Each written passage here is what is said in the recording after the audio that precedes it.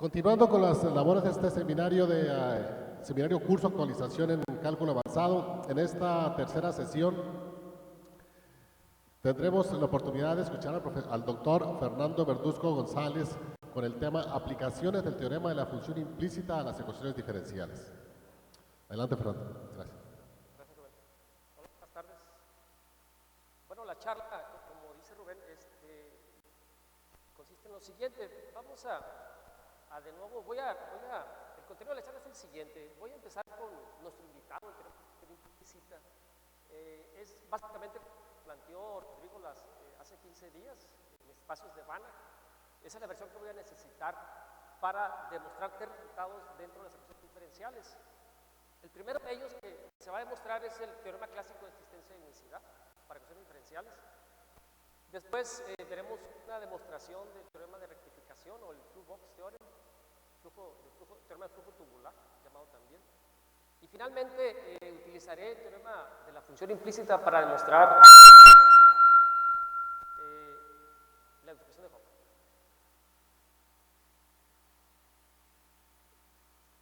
Bueno, el teorema de la función implícita dice lo siguiente. Consideren tres espacios de Banach, X, Y, Z, y U y V subespacios de X y Y abiertos.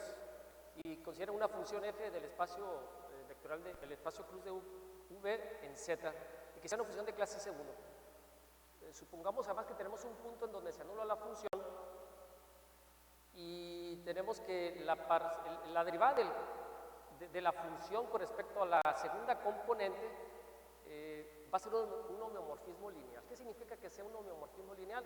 Significa que va a ser un mapeo continuo con inversa continua. Entonces, si eso se cumple, vamos a tener que va a existir un subconjunto del dominio y un punto en ese subconjunto, y va a existir además una única función de clase C1 definida de U0 en B0 y tal que esa función beta manda X0 en Y0 y además se satisface la ecuación de manera idéntica para todas las X en el abierto U0. Entonces, a lo largo de la charla estaré utilizando este teorema. Cada una de las tres partes en donde lo utilizaré, pues debemos de definir una función f adecuada que sea de clase C1 y que satisfaga estas dos hipótesis. En eso nos vamos a enfocar cada vez que lo utilicemos este teorema. Ahora, el uso de este teorema dentro de las demostraciones de esos tres resultados, en algunos es muy importante. La parte de la demostración está fuertemente sostenida en este teorema. Otros no es más algo tangencial que ayude a la prueba de los resultados. Bueno, entonces, el primer teorema que se va a demostrar usando el teorema de función implícita es el teorema de existencia de unicidad. Aquí sí quisiera mencionar y darle crédito a este autor, que él fue el que obtuvo esta demostración en el 68. Pues ya hace bastante tiempo esta demostración y sin embargo no la encuentra uno en los libros clásicos de ecuaciones diferenciales. Generalmente la demostración que uno encuentra en los libros es aquella que tiene que ver con el mapeo de la contracción. O sea, la ecuación diferencial se pone de manera equivalente a una ecuación integral y con la ecuación integral se construye un mapeo y el cual se demuestra que es una contracción y que tiene solución única. Entonces la solución única de la ecuación integral es solución única de la ecuación diferencial. Y esa es básicamente la demostración clásica que aparece en los libros de ecuaciones diferenciales. Y esta por alguna razón no ha permeado, o sea, no aparece en los libros. Y se me hace muy interesante, nos la topamos por ahí cuando estábamos buscando material para este seminario, y se nos hizo muy interesante, por eso se la vamos a presentar. Yo creo que la dificultad de presentar este teorema en los libros clásicos es porque se necesita construir espacios de Banach en su demostración. En cambio, cuando se utiliza el mapeo de la contracción, basta con que sean espacios vectoriales. Entonces yo creo que es un poco la realidad esa, ¿no? No se requiere tanta potencia para demostrar el teorema de existencia de unicidad. Bueno, entonces consideren esta cuestión diferencial. Vamos a tener aquí, es dependiente del tiempo, este es el estado, y tenemos un vector de parámetros. La ventaja de esta demostración es que de golpe y porrazo nos demuestra también continuidad con respecto a condiciones iniciales y parámetros. Esto está todo junto. Entonces, f va a ser una función continua en este espacio.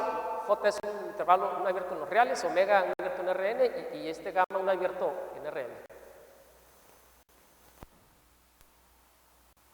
Entonces, bueno, si tomamos un vector de parámetros, entonces diremos que la función phi es solución si satisface la ecuación diferencial. Y además vamos a definir también para un vector de parámetros, vamos a definir el problema de condiciones iniciales o el problema de Cauchy. La cuestión diferencial sujeta a una condición diferente, una condición inicial.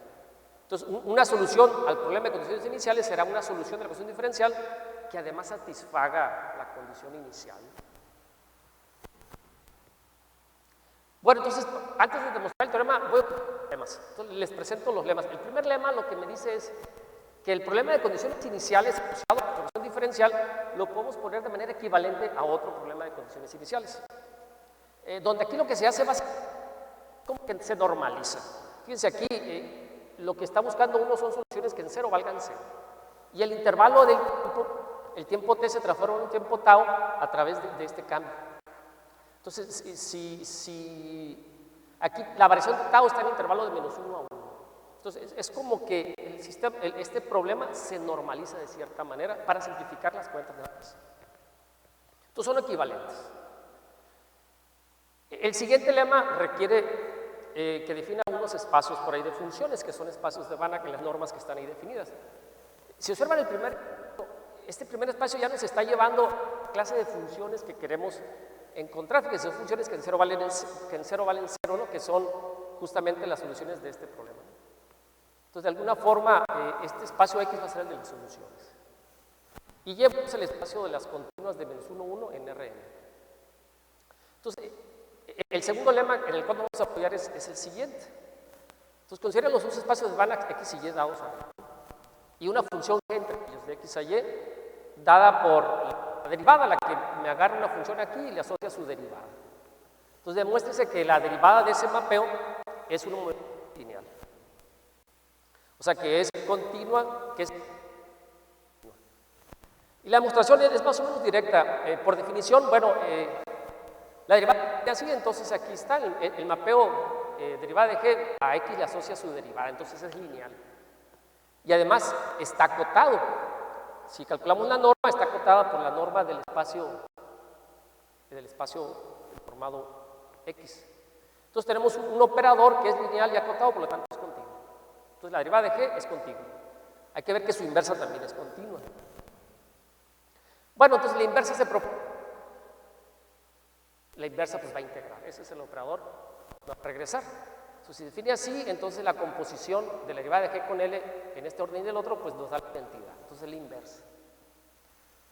Y lo que falta ver es que está acotado, entonces si calculamos la norma, no es difícil ver la norma acotada por dos veces la de Y. Entonces, otra vez, L lineal ya acotado, por lo tanto es continuo. Entonces, ya está. La derivada de G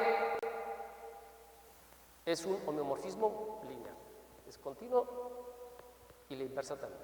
Entonces, con esos dos lemas nos lanzamos ahora sí a demostrar el teorema de existencia de unicidad. Entonces, consideramos nuestra cuestión diferencial, f de clase C1 y una condición de dominio. Entonces, va a existir un subconjunto del dominio, de tal suerte que el punto está en ese subconjunto, y va a existir también una función, una única función de clase C1 phi que resuelve el problema de condiciones iniciales 2. Eso es lo que es el teorema.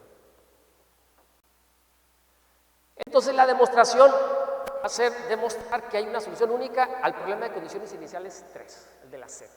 En eso consiste la prueba. Y como estaremos demostrando esto.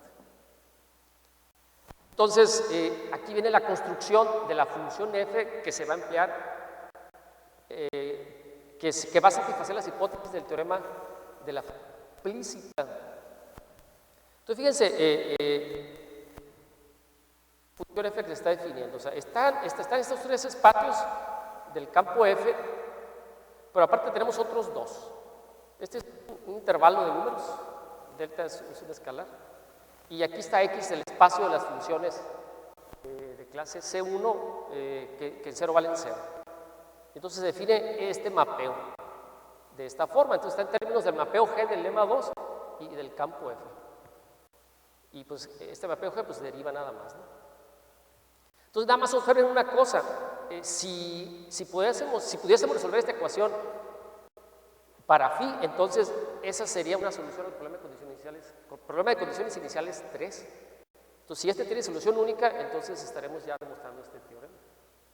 Sí, aquí está el problema de condiciones iniciales 3, igualado a 0.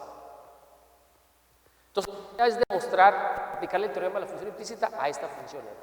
Entonces, son 3 cosas que tenemos que verificar, que es de clase C1.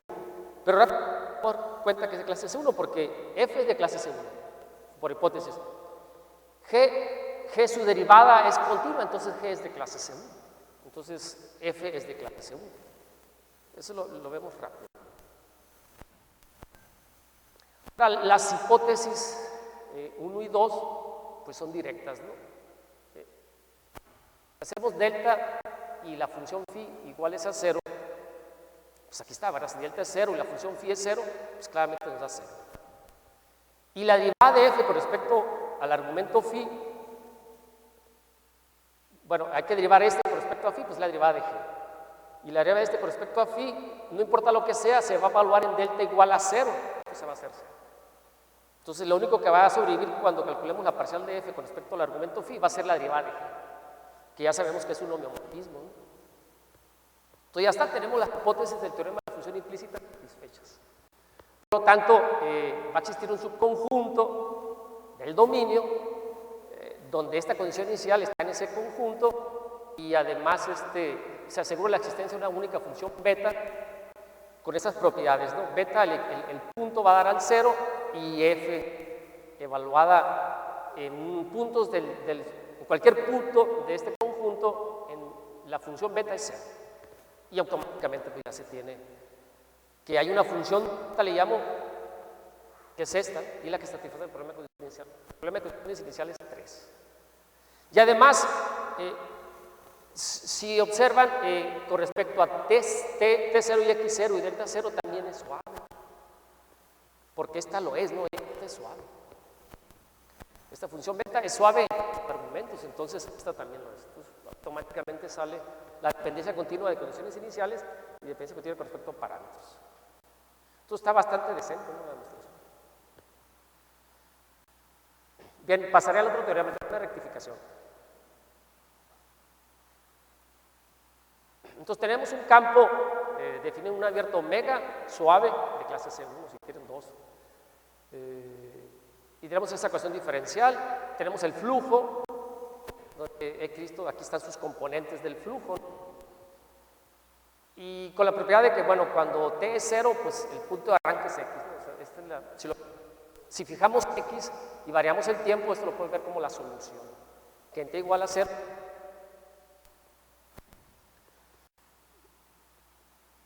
Además, si el campo F tiene componentes F1 y F2 hasta Fn, entonces para cualquier x en el dominio, la derivada, entonces la fila está teniendo composición, entonces satisface la ecuación diferencial. Entonces significa que componente a componente tenemos esa relación. O sea, la derivada de la primera componente de la solución es igual a la primera componente del campo evaluada en la solución completa. Pero un punto regular del campo va a ser cualquier punto en donde el campo no se anule. Entonces el teorema de rectificación dice lo siguiente, o sea, si considera la ecuación diferencial 5 y un punto x0 regular. Entonces va a haber un cambio de coordenadas local, z igual a h de x, que en las nuevas coordenadas el campo G se va a ver así. O sea, va a ser, el campo G de z va a ser el vector E1. Eso es lo que dice el teorema.